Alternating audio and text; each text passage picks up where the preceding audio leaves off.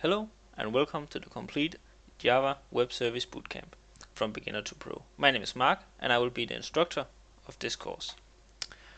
So, what will you learn? In this course we will go through all the things that you need in order to be successful in developing Java web services.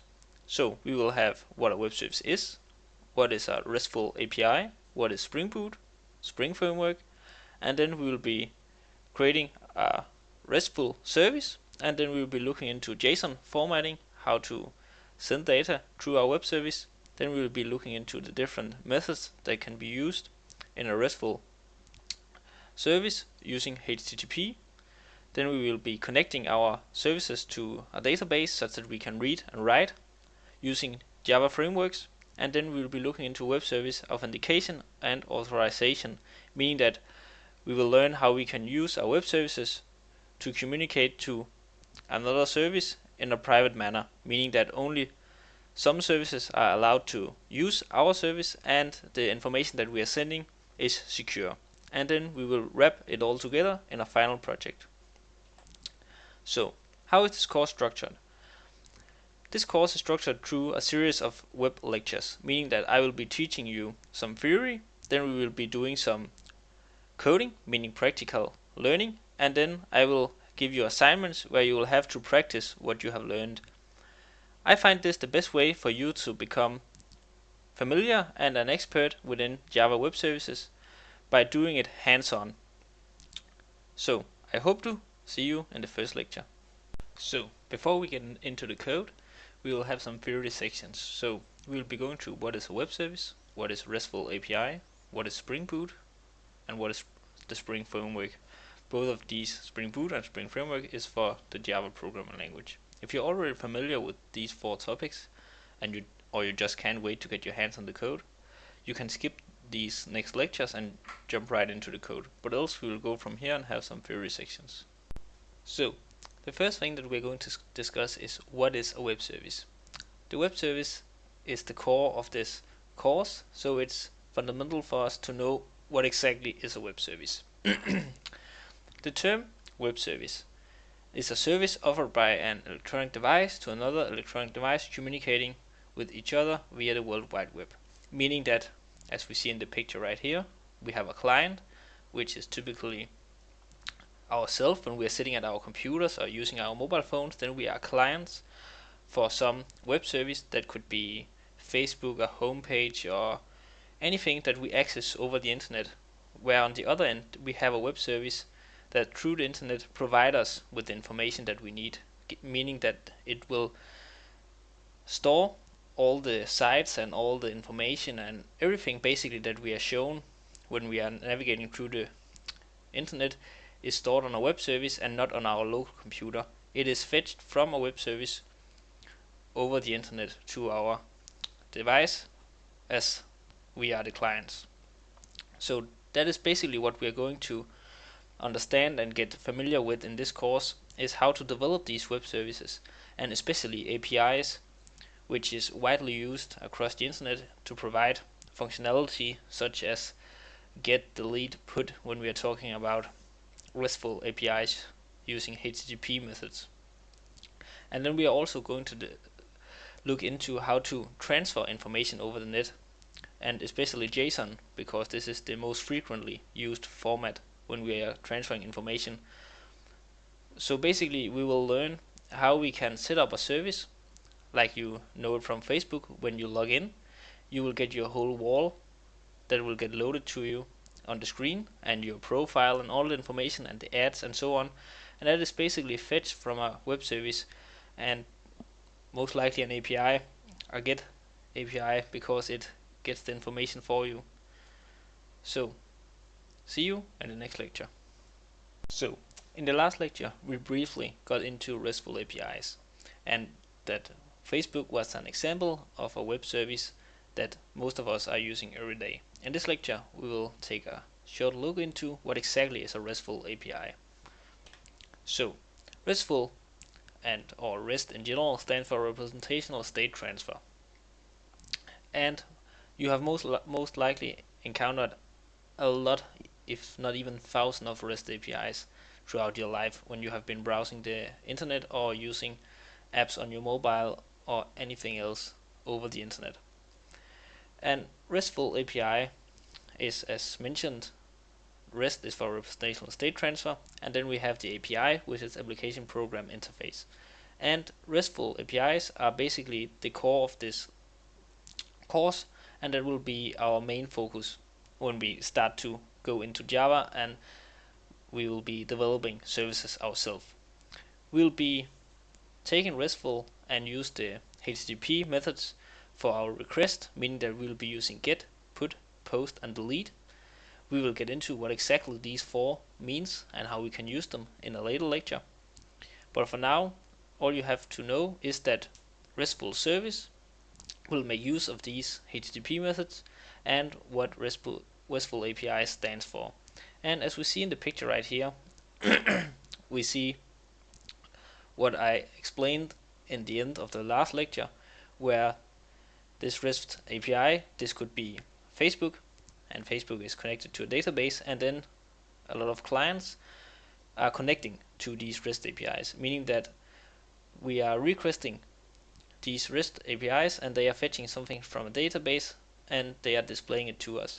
The smart thing about RESTful APIs is that they are not device dependent, meaning that you don't develop it specifically for example, a MacBook or a desktop computer.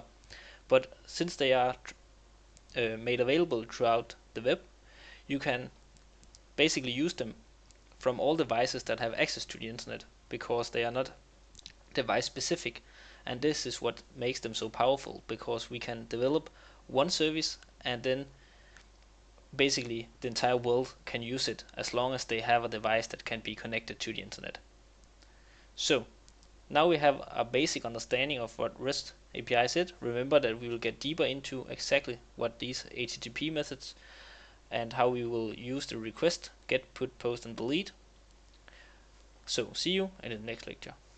So in this lecture we are going to briefly talk about Spring Boot and the Spring framework.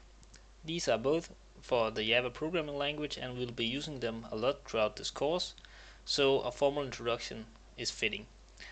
We will go more into depth with these frameworks, but in order to do so I find it easier if I show you while we code how it works. So this will just be a formal introduction such that you know when I mention Spring Boot or Spring Framework you are familiar with the keywords. So first off, what is Spring Boot?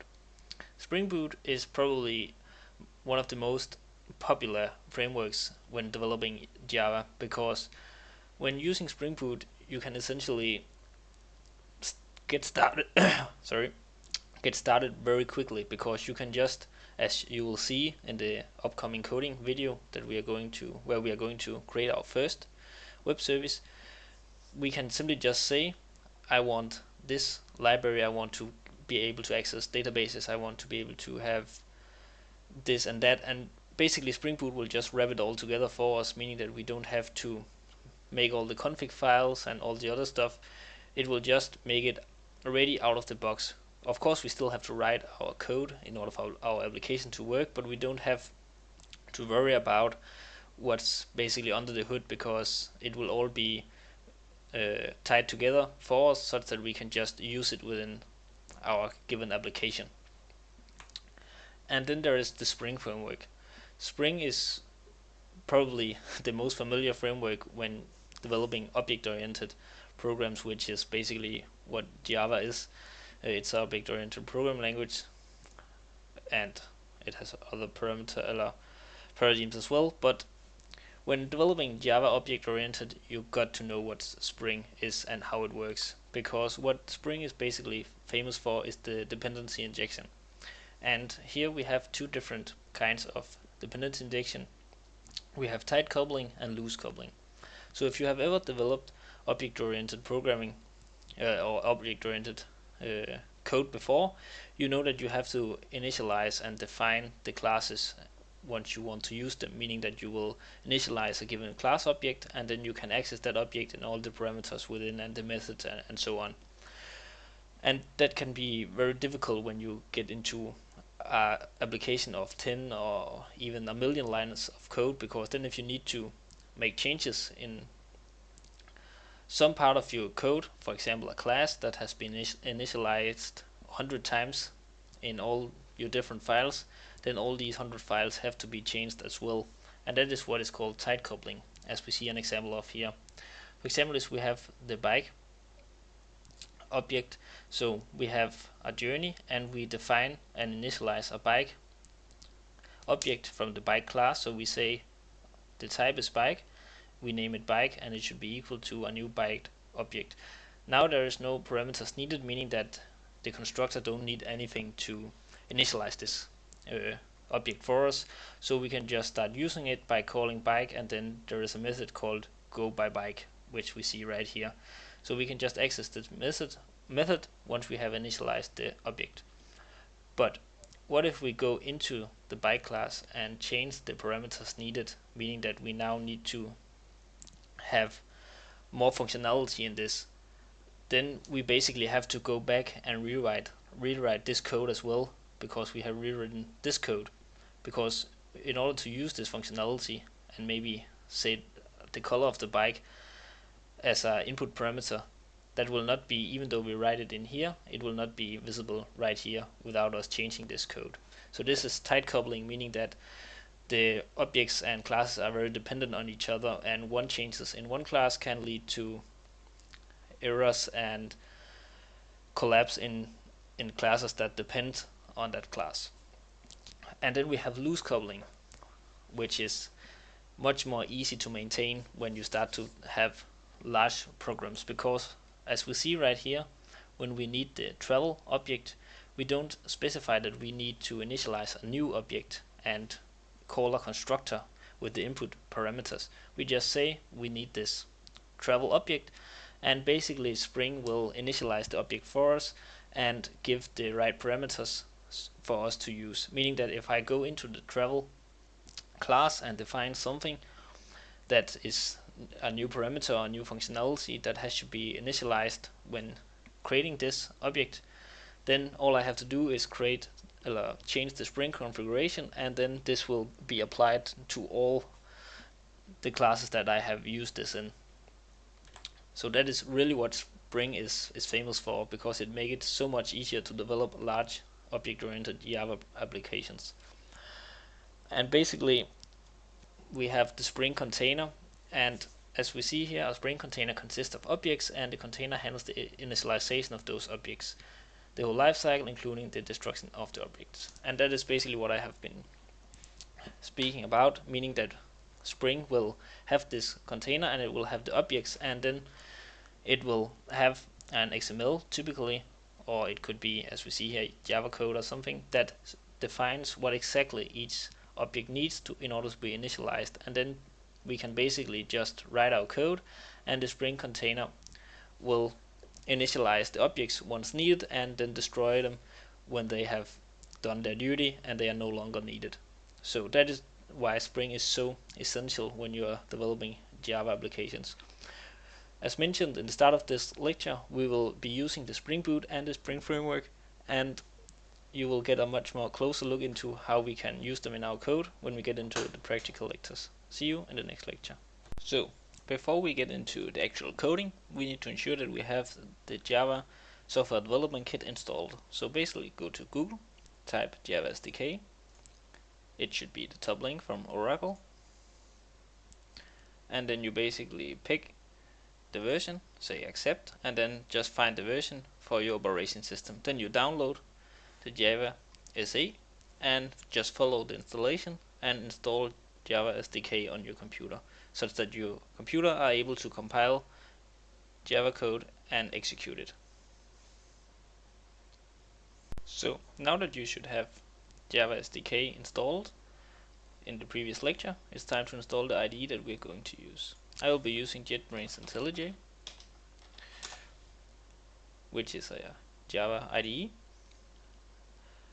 You can download it from the homepage, and if you have not downloaded it before, you are able to get a 30 days trial, or else you will have to pay unless you are a student and can verify that you're going to a university and thereby having an university email. This is the IDE I will be using for the entire course. You can also choose another IDE that is suitable for Java. It is not needed for you to use this IDE, but I will be use some package installation features and so on, which might have a different user interface in the IDE that you choose if you choose other than IntelliJ, but functionality wise it should be the same. So now that we have installed the Java SDK and the IntelliJ IDE, it's time to install the last application that we are going to need in this course. It is called exam, and we are going to use this later on, so it will not be needed for the first sections, but once we get into databases and MySQL, where we will use our web service to fetch and insert data, we will be needing this. So go to Google, search for exam, or simply navigate to apachefriends.org, download it for the operation system that you are currently running, follow the installation, it's very simple, and when you're able to open the applications like this, you are good to go. So we'll be talking about this in later sections where we're going to set up our MySQL, but for now, as long as you have it installed, you're good to go, and I will see you in the next lecture. So now that we have installed the Java SDK and an IDE, either IntelliJ or an open source one that you have found yourself, it's time for us to develop our first Java REST service. So what is a REST service, and how can we watch one live in operation? I have one on my site, squaretechacademy.com, where you also see my courses, but if you go to resources, and as you see right here, you saw a loading screen.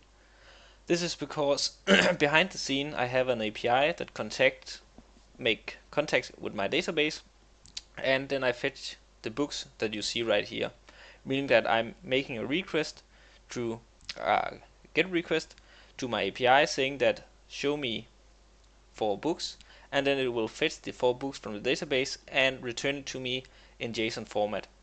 So this is similar to what we are going to create right now, a simple API. So the first thing that we are going to do is that we'll be navigating to start.spring.io start.spring.io without www like here. And as I told you, Spring Boot is a very famous framework because we can just create projects really fast, because we can say what dependencies do we want, and then it will be configured in a settings file and it will work out of the box. And that is exactly what we're going to do here. So we will define that we are using Maven, and it's going to be with Java, and Spring Boot is just set to this right here. This number might change for you. It will probably be higher if you're not watching this video within months after I upload this course, but you should just choose whatever version is present. You can also choose these, but we will stick with this one. And then we simply say we want the web package web, full stack web development with Tomcat and Spring MVC. And as you see, the selected dependency is now web. Then we will need dev tools. We'll be needing JPA, because we are going to work on this project a lot in this course, meaning that the dependencies that you see we are selecting right now is not something that we are going to use in the next lecture or the next one after that, but this is just for us setting up the project so that we can work on it for the entire course, meaning that we will be able to make access to our database and so on. And then we need h2, like this, and then we will just say our REST service demo, and then you click create project, and you now have a file. And if we go to this file and we say extract here,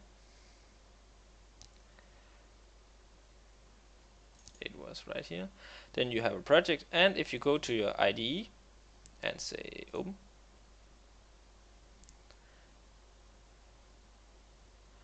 and then we will navigate to it, so John, and we say downloads, and then we have it right here, REST service demo. As you see, we have the files here matching the files over here. So we will just click this and say OK. And now we'll be loading the project that we downloaded, and as you will see in a short time, when the IDE is opened, it will have the dependencies that we specified already set up within the project, meaning that we can use them out of the box. And it opened here.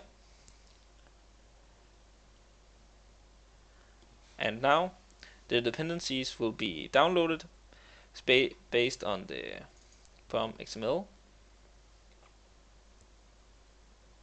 And as you see, we have the H2, DevTools, Starter Web, JPA, and all the dependencies that we specified on the website where we generated the project file.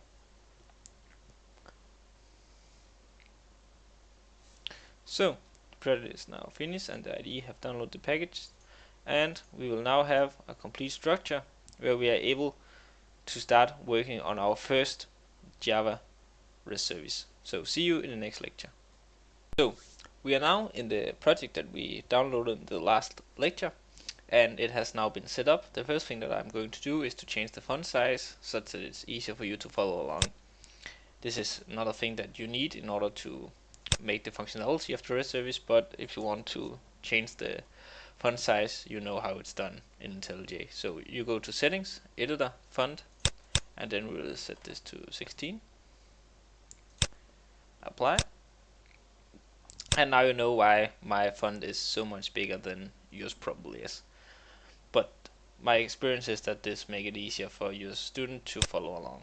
So the first thing that we're going to do is to create a new class. So right click, Java class, and then we name this Hello World Controller, because this will be our first controller, and the first thing that we are going to write to a browser when this API is called is Hello World, so this name makes sense.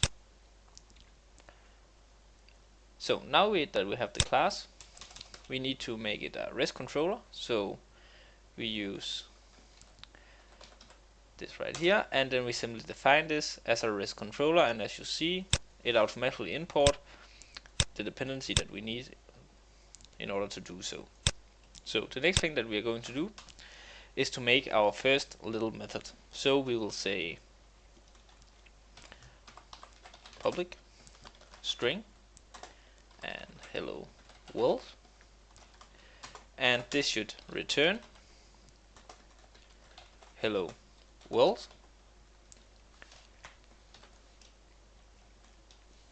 And what we have done right here is that we have created a method called hello world, so this is the name of the method. The value that we are going to return is a string, which is defined right here, and the access to this method is public, and the value that we are returning, the string right here, is this one, hello world, which is defined right here. So if you're not familiar with Java, I will try to explain stuff like this along the way in order for you to be able to follow along. And if you are familiar with Java, then you can just either step a bit ahead in the video and simply just see what code you need to write. But again, I find this a request from my students that while I code, I try to explain what's going on. So in order for us to make this callable from the browser, we need to make it into a request method that can be mapped to a given address. So we will simply do like this and say the annotation request mapping. Then we will say method, and this should be a request method, and it will be a get, because we are getting a value. We are not deleting, or we are not inserting anything any place, we are not adding anything, we are simply just returning a simple value. And then we define the path that is going to be this method's way to be called. So we will just say hello world like this. Oh, I was just like this, so you don't get confused if you think that what's right here is just what's going to return. So this will be hello, and hello world is going to be returned. So now we can open this up by executing and compiling the program. And as you see right here, it's not the hello world controller that we are calling. We are actually calling this class right here, but because of the way that we have used Spring and Spring Boot right here, this has become part of the project, and it will be automatically detected by our project when it is compiled.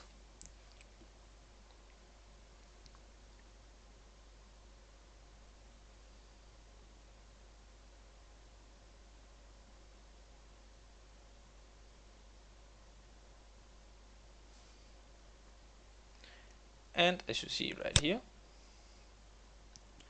our application has now started, and we are able to navigate to it using this port. So we can go to our web browser right here, and simply say local host 80/hello. And as you see, hello world is printed, and if you saw, something changed right here, meaning that it has been initialized and it got completed without errors.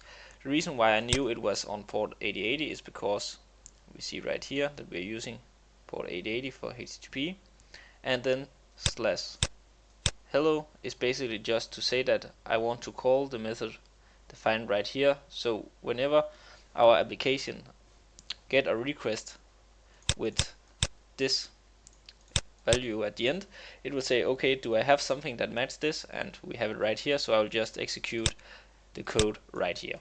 So now we have made our first little Java web service, and we are now ready to move on to the next lecture. So now that we have been able to make a simple web service that returned hello world, it's time for us to be able to add some parameters to our call, meaning that it will not be a static value that is returned. To illustrate how this works, we will start out with a simple example where we will be able to add a parameter at the end of our path right here.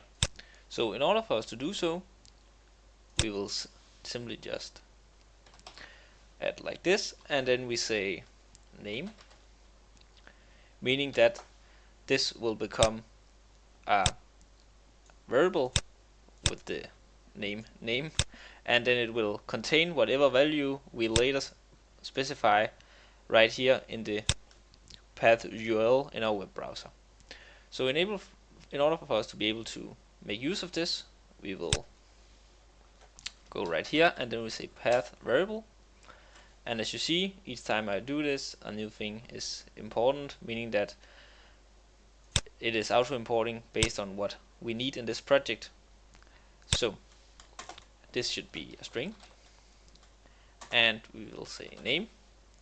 So now this path URL variable right here is matched to this one right here, and again this is automatically detected, and it just works out of the box, which is so nice about the Spring framework and the rest that we are using.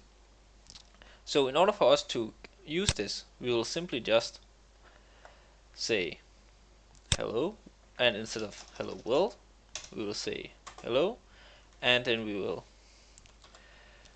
say parentheses, and then we will simply just say is right here, and then name, and end it off like so.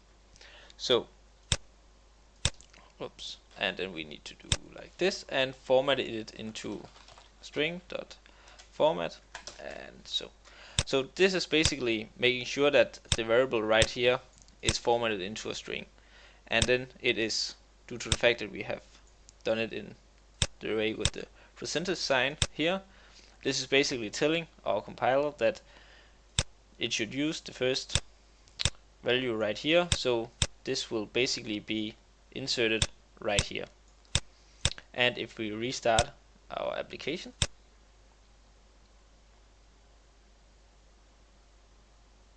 it will rebuild and compile the project again, and we should be able to call it from the same URL that we used in the previous lecture, localhost on the port 8080, and it is started up.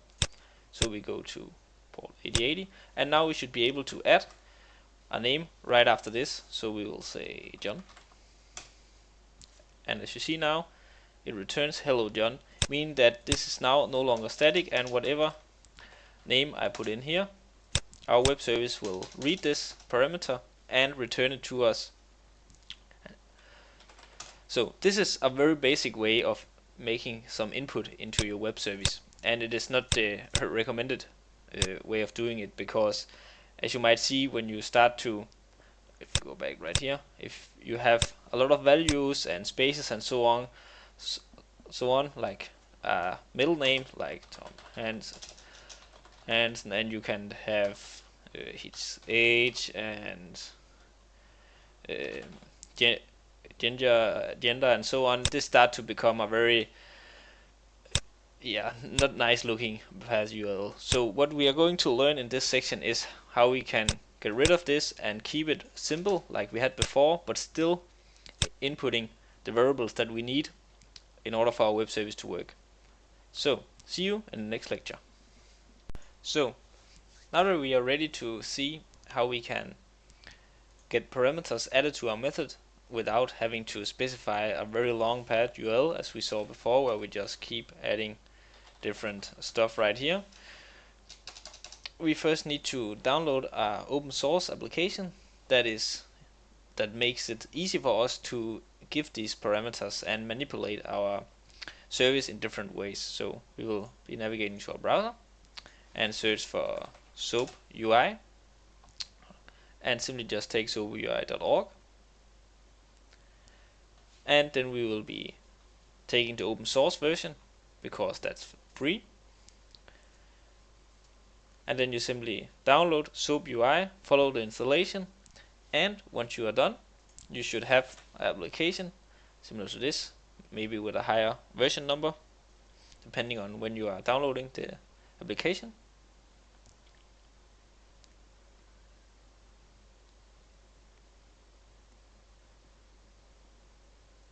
So once you are able to open the application on your local machine, then you are good to go with having this installed, and we are now ready to return return to IntelliJ, make the code, and then we will get back to this application and set it up for us to call our APIs.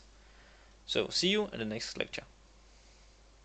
So now that you have downloaded SoapUI, it's time for us to make the code that enable us to call our web service from within SoapUI. So before we had this hello world and followed by a path variable meaning name, but we now want to be able to add a variable to our service without having to make these long URLs right here. So we will be relying now only on /hello, and then we will right here say, instead of path variable, we will say path param, and then we will say name, and we now have string name as before, and we can keep this right here.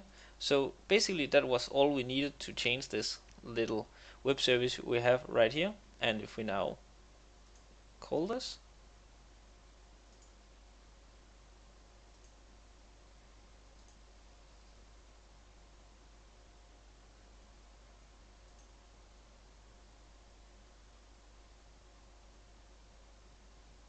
and it is started up. So if we go right here and say localhost port 8080/hello, you will see that we have now a hello and a null. The reason why we are seeing a null is because this variable has not yet been given any value, so it's an empty, it's null. And if we try to do like before, say Tom, we no longer are able to write here because there is nothing listening on this path URL right here, because we have now defined this to be only hello. So what we're going to do in order to get our value in here is to use SoapUI, because this is the tool that we are going to use for the rest of this course for testing our web services. You will start off by create an empty project, and then you simply just click on the project and you say new REST service from URL, and then you simply just either write it manually or copy it from here, because you need the HTTP value as well. You cannot do like this because, as you see here, we'll get an error. So you can copy it or write it yourself. So like this. And basically we now have our first method right here. You can change name and organize this in any way you basically want. And in order for us to add a parameter, we simply just click on the plus, and it is defined to get, which is what we are using right here. So this is fine. As you see here, we can change this to what we need, post, put, delete, which we will be looking into in the next section. Then we simply just say a new value, and then we need to specify what the name of this value is, and this should match, oh, not that one, this one. This should match the name you have given right here. So this is name, and then the value that we want to give this web service as input could be Tom, and then I can basically just click submit request, and we have now called our little web service here, as you see. And now we can display this in different formats. So if we had an XML returned, it will be displayed right here. We can have JSON and HTML and a raw format, which is typically just a status code, as you see here.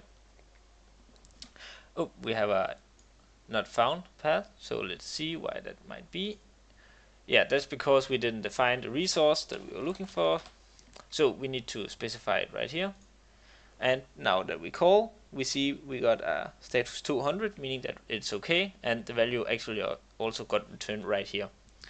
And in HTML, this is similar to what we will see right here when we called it from the browser before, and we have it in an XML also, but not yet in JSON because it's a string and not a JSON format.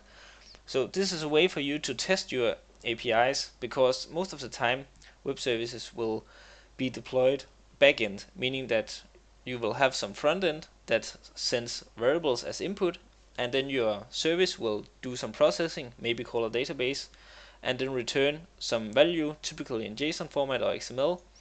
And as you see right here, this is what is a typically thing that gets displayed, and then your front end application will interpret this and display it in the manner that it is taught to do.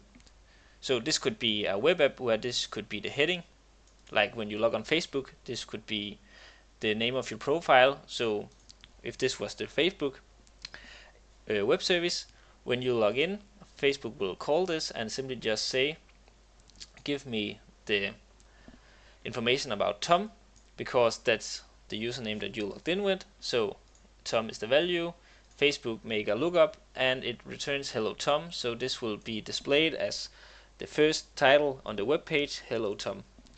So this is basically how the web services work and how we can call them, because normally you are not calling web services just from your URL like this. So you're not sitting in your front-end web app and typing in the different values as we saw before, like Tom, and then he is 26 and so on, but you are normally doing it through objects and then giving this as input.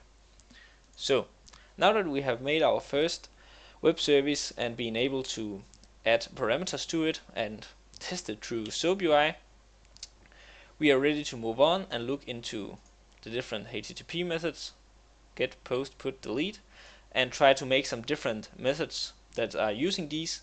So see you in the next section.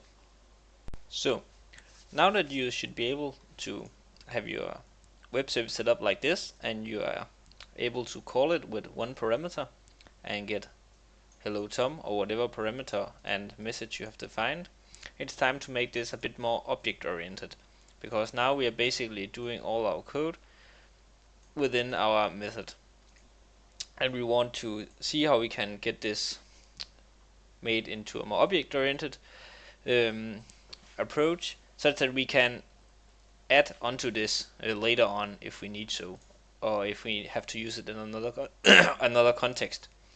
So we will start by creating a class. So new Java class, and we will just call this hello world.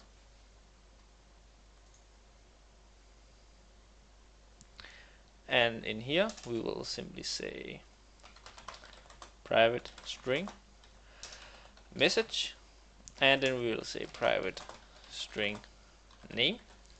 So now we have defined two variables in this class. One is a message and the other is the name, as we have right here. So now we want to play around with two parameters instead of one. And then we need to make a constructor for our class such that we can assign some values to these variables. So we will make a constructor which is always the same name as the class, and then we will say we will take a string of message as input and a string name as input, and then we basically just assign it to our local message. So this message, by writing this dot message, then I reference to the variable right here, and then I can say equals message to point to this one. So now this one will get assigned to this one, and we'll be doing the same for the name. So now we should be able to call this class with our constructor and assign the two parameters to our local variables. But we need to do a bit more, so we will do a quick. If you click on Windows Alt plus Insert, you will get a menu like this, where you could also auto configure a constructor, getter and setter. So I'll just make getters for these two. We will not be using them, but then you know how to create them.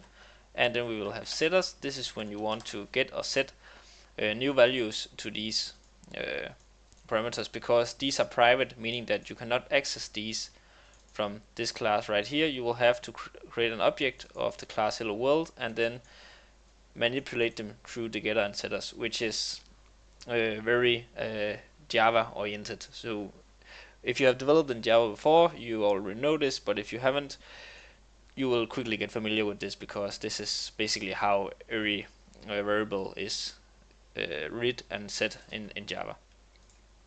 And then we will do our last one, so alt insert, and then we'll say to string, and we will take the two parameters right here, and we'll click OK.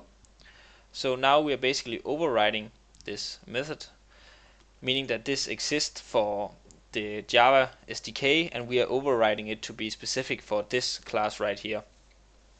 And we are basically saying, because we took the two parameters, we are now returning hello world, and then the message equals our message, and name equals our name, and a new line right here. So now that we have these, we are able to go back into our controller, and then we need to change this a bit. So now we need to take in a new parameter, because we now have two that we need to set. So we will say, I will just change these such that it matches the order that I have defined them right here. And then we just say path parameter, and we say name, and we say string name, and change this to message. So now we have these two parameters. Then we are going to call our class, meaning that we will be creating an object of this. So we are basically just saying, say return hello world, and then we say message name,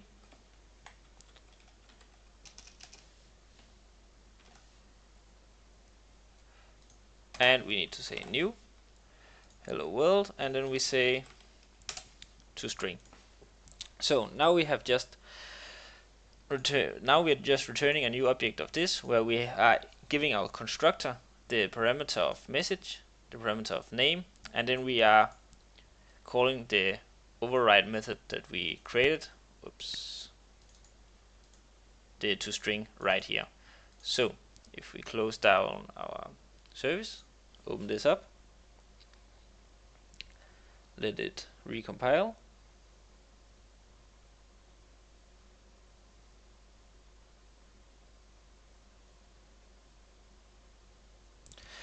We can now go into SoapUI, and now because I'm expecting the first one to be message, I need to change this, and then we create a new one and say name, and this should not be Tom.